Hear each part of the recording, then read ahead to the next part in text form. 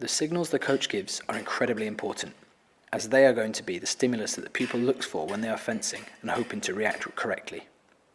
This puts a tremendous responsibility on the coach to ensure their signals are correct simulations of what the pupil is likely to see when they're fencing. For example, the attacks are maybe not competition speed, but definitely accurate to draw a well-performed parry, and the movements are done at the correct time and distance. There are some glaring faults that commonly arise in fencing coaching, some of them even on a basic signal such as a hit. Here you can see that the coach has not simply dropped their sword to allow the pupil to hit, they have simulated a failed parry cart. This ensures that it is the correct moment for the pupil to hit, as in a fencing fight, this would be their opportunity. It is important that the pupil starts their action during the coach's parry, because if the coach has finished the action and is stood in cart waiting for the pupil's hit, this is the incorrect time to hit. It would be a second intention for the coach. This highlights just how finely the actions have to be timed to be correct. This is an example of the slight difference in signals. As you can see, the coach has done the exact same hand signal as previously, except this time he has also begun stepping back with the signal. This would simulate another failed parry as the pupil starts their hit.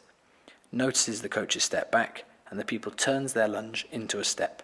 This engages the coach's parry as they finish the step, and then executes the lunge into the newly opened line. It is worth mentioning that the coach's parry happens as his front foot lands on his step back, which is when the pupil is finishing his step forwards, allowing the disengage to happen on the back foot so that he can accelerate freely to execute the lunge. It is important that the hit happens before the coach finishes the step back, as this is the window of opportunity. Here you can see the coach is attacking the pupil and drawing a variety of parries and also ripostes from the pupil. There has been no instruction from the coach, it is simply the accuracy of the signal or simulation from the coach that is drawing the desired action from the pupil.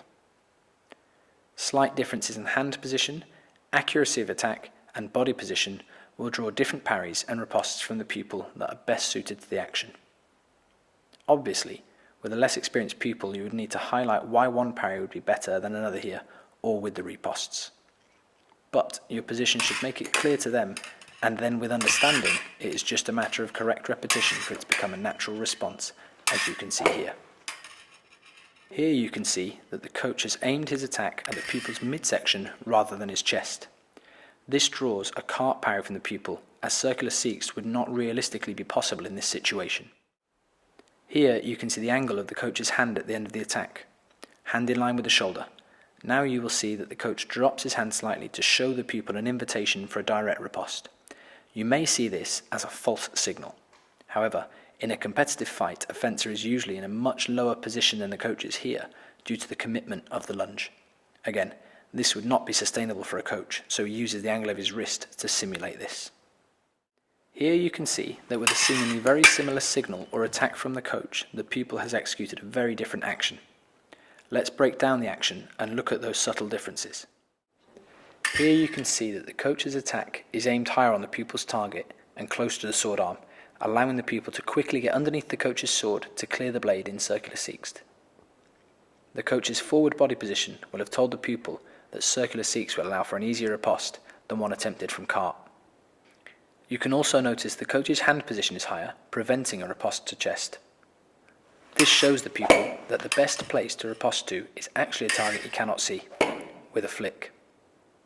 This shows that the difference in body position only has to be slight, but aided by the hand position of the coach makes it clear to the pupil where is best to riposte. You do not have to completely turn your body and head to show the pupil to attack the flank or back. The example here is a much more realistic simulation.